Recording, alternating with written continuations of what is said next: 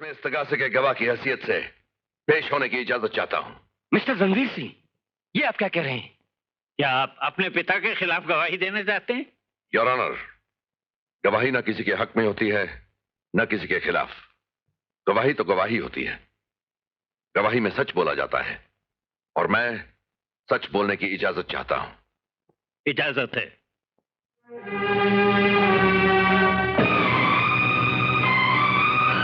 Miss Singh, your witness.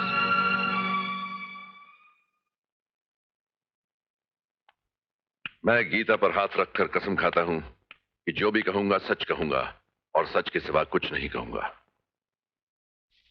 आपकी बारात क्यों वापस हो गई थी? क्योंकि आपके पिताजी मेरे पिताजी की डिमांड्स पूरी नहीं कर सके। डिमांड्स? डिमांड से क्या मतलब है आपका? दहेज। पहले मेरे पिता ने 6 लाख कैश, 40 तोले सोना और 20 किलो चांदी पर मेरा सौदा तय किया था। लेकिन जब फेरे पड़ने लगे उन्होंने उमराव सिंह जी से 5 लाख और मांगे। जो दे पाना उनके लिए मुमकिन न था। और इसलिए उमराव सिंह जी ने आत्महत्या की? जी। दहेज के बारे में ये सब आपको शुरू से ही मालूम था? जी नहीं, इसके बारे में मुझे आपके पिताजी की आत्महत्या के बाद ही पता चला। लेकिन आपके पिताजी का इनके पांव में अपनी पगड़ी रखना, उनका गिड़गिड़ाना एक भयानक मंजर था और मैं अपनी खानदानी मर्यादा की रस्सी में बंधा हुआ चुपचाप यह तमाशा देखता रहा। मैं अपने आप को इस जुर्म, इस बुज़दिली पर कभी माफ नहीं कर सकूंगा। आखिरी सवाल, अभी अभी आपके पिताजी ने जो बदचलनी का इल्जाम मुझ पर लगाया है, क्या वो सही है? जी नहीं, यह बिल्कुल बेबुनियाद है, जिसके लिए मैं शर्मिंदा हूं। ये अदालत मुजरिम रघुवीर सिंह को दहेज लेने और बारात वापस ले जाकर सिंह परिवार का अपमान करने और सिंह साहब की आत्महत्या का जिम्मेदार ठहराते हुए 7 साल की कड़ी सजा देती है और ये भी हुक्म देती है कि वो स्वर्गीय उमराव सिंह की बेटी कुमारी राधा सिंह को दहेज में ली हुई सारी चीजें लौटाने के अलावा 1 लाख रुपए जुर्माने के तौर पर अदा करे। Professor aunty, I am proud of you. तूने तो कमाल कर दिया। क्या वकालत की है। शुक्रिया। मेरा नाम कृष्णानंद है जी। मैं आपको आपकी हिम्मत पर मुबारकबाद देता हूँ। शुक्रिया, मैं तो सिर्फ अपना फर्ज अदा कर रहा था। हमारे देश में अपना फर्ज अदा करने वाले लोग बहुत कम हैं। Welcome to the family of such people. अरे वाह, राधा, कंग्रेचुलेशंस। Thank you. आपके गवाही के बगैर तो मैं ये मुकदमा जीत ही नहीं सकती थी। जो भी मैंने किया मेरी गवाही नहीं थी, मेरा प्रायश्चित था। चलो बेटी। राधा जी, राधा जी, क्या बात? राधा जी,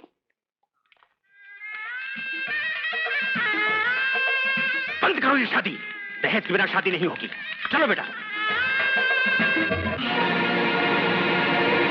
चुपचाप शादी हो जाने दो, वरना 3 बरस की सजा दिलवा दूंगी। जेल में सड़ोगे। अरे चुप रह, बड़ी आई सजा दिलवाने वाली। तू क्या लाट साहब है? पिताजी, पिताजी मान जाओ, शादी हो जाने दो। अबे चुप। चाटा मुझे पड़ा और घबरा तू रहा है। दहेज के बगैर शादी नहीं होगी। लड़कियों, जनाब दहेज मांग रहे हैं। मेरे ख्याल से इन्हें दहेज दे ही दो। अरे अरे मुझे बचा लो, मुझे बचा लो, मुझे माफ कर दो माँ, मुझे माफ कर दो माँ, मुझे माफ कर दो, मुझे माफ कर दो माँ। मैं वचन देता हूँ कि मैं वसीयत करके जाऊंगा कि मेरी आने वाली 7 पुश्तें कभी दहेज नहीं मांगेंगी। मुझे माफ कर दो। राधा बहन, आप ही इसे समझाइए। अगर ये अपने घर नहीं गई तो मैं आत्महत्या कर लूंगा। तुम्हारे आत्महत्या करने से तुम्हारी बहनों की शादी हो जाएगी? इसका पति इसे पीटना बंद कर देगा? कैसे भाई हो तुम? 980 रुपए माहवार पाने वाले भाई ऐसे ही होते हैं वकील साहब।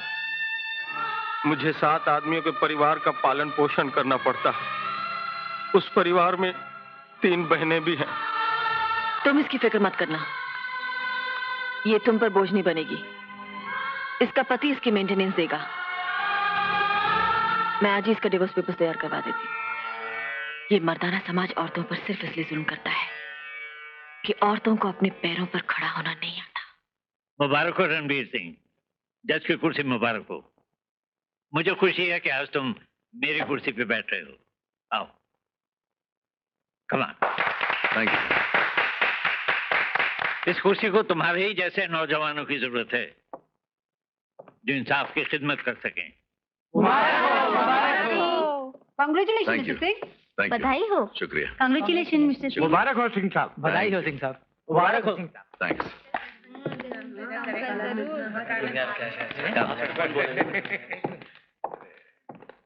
That's your chamber. Thank you sir.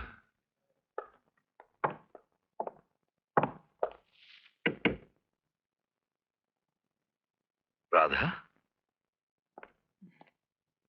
बधाई देने के लिए आई थी। बधाई? जी, किसको? जज की कुर्सी को। मैं जानती हूँ आप में न्याय करने की हिम्मत है। Am I right? तुम आमतौर पर राइट ही होती हो। तुम उस दिन भी राइट थी जब तुमने कहा था कि बेटियां बाप की पगड़ी में लिपटी होती हैं। रघुवीर, रुक जाओ भाई। भूल जाइए उन सब बातों को। जिंदगी उस मोड़ से बहुत आगे निकल चुकी है मिस्टर रणवीर। जज बनना मुबारक हो।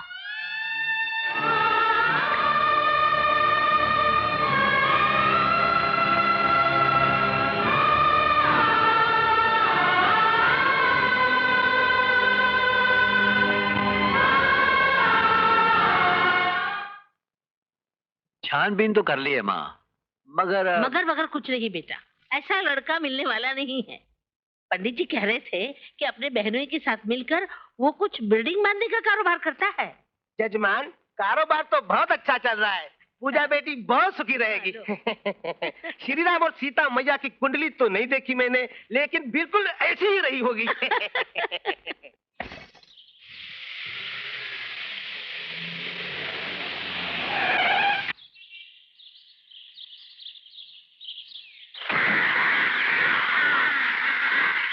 सुनो, प्रोफेसर कृष्णा का घर यही है? जी हाँ। आप उनकी कौन है? देखते नहीं हो, कपड़े फैला रही है सुखाने के लिए। प्रोफेसर साहब की नौकरानी होगी। अंदर जाके प्रोफेसर साहब से कहो कि अग्रवाल फैमिली आई है उनसे मिलने के लिए। आपने मिलने का टाइम लिया था? तुम क्या समझती हो, बिन बुलाए आ गए हैं? अपॉइंटमेंट लिया है हमने। तो फिर बाहर क्यों खड़े हैं? अंदर जाइए।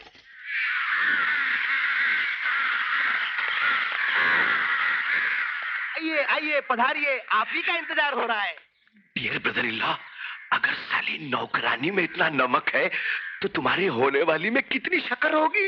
अरे पूजा बेटी, ये कपड़े मुझे दे और तू जल्दी से जाके तैयार हो जा। मुझे देखने के लिए आए। देख तो लिया उन लोगों ने। देख, तू मेरे साथ बहस मत करना। जा जल्दी से जाके तैयार हो जा। जा। मेरे लिए बड़ी इज्जत और मेरी बेटी के लिए बड़े सौभाग्य की बात है कि आप मेरी पूजा का रिश्ता लेकर आए हैं। सौभाग्य तो हमारा है जो आप जैसे लोगों के साथ रिश्ता जोड़ने का हमें मौका मिल रहा है। एक बात मैं आपको साफ साफ कह देना चाहता हूं, मैं बड़ा कट्टर दहेज विरोधी मशहूर हूं।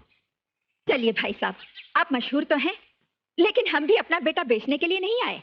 हमारा जो कुछ भी है आखिर पूजा का ही तो है। बिल्कुल ठीक माँ जी, दहेज न सही, विरासत ही सही। नहीं कन्हैया लाल जी, दहेज और विरासत में बहुत फर्क है। विरासत पर उसका पूरा अधिकार है, लेकिन मैं दहेज देकर अपनी बेटी का और अपना अपमान नहीं करना चाहता। इसलिए इस कड़वी गोली पर शक्कर न चढ़ाइए। भाई साहब, कन्या को तो दिखाइए। दादी माँ,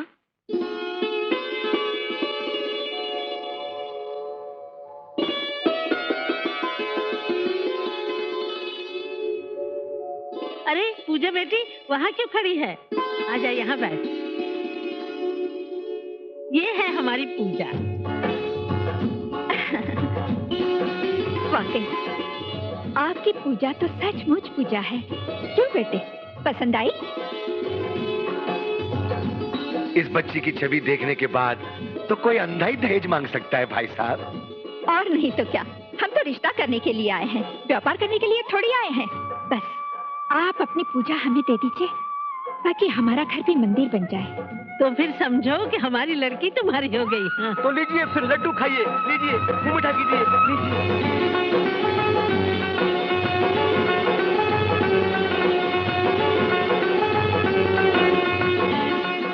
पूजा बेटी, ये हार और सारे गहने तुम्हारी मांग के हैं। मैं तो तुम्हारे लिए कुछ बनवा नहीं सका, लेकिन इन गहनों को तुम्हारी अमानत समझकर हमेशा अपने सीने से लगाए रखा। ये गहने नहीं है बेटी, ये तेरी माँ का प्यार है, उसका आशीर्वाद है। मुझे और कुछ नहीं चाहिए डैडी। ये गहने मेरे साथ रहेंगे तो मुझे लगेगा कि मैं अकेली नहीं हूँ, मेरी माँ मेरे साथ है।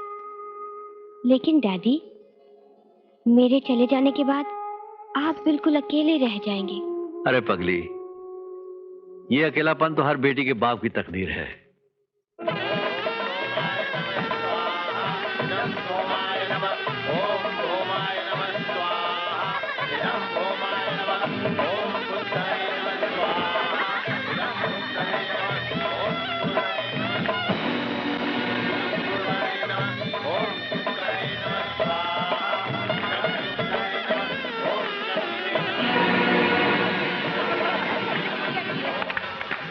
मदनला, क्या बात है, क्या हुआ? मैं तो समझी थी कि ये कहने की बात है कि दहेज नहीं देंगे, कुछ न कुछ तो देंगे ही, लेकिन इन्होंने तो साफ ठेका दिखा दिया। मैं तो कहती हूँ माँ, ये शादी यही रुकवा दो। ऐसे लोगों के साथ यही सलूक करना। बेवकूफी की बातें मत करो मालती। उस औरत को देख रही हो जो वेदी के पास बैठी है? वो राधा देवी एडवोकेट है, एडवोकेट। क्या कर लेगी वो? अभी 2 महीने पहले की बात है, दहेज के सवाल पर एक बारात वापस जाना चाहती थी, उसकी वॉलंटियर्स ने हमला कर दिया, 3/4 बाराती अस्पताल पहुंच गए। ये तो बड़ी मुश्किल हो जाएगी। मुश्किल क्या हो जाएगी मदर-इन-लॉ?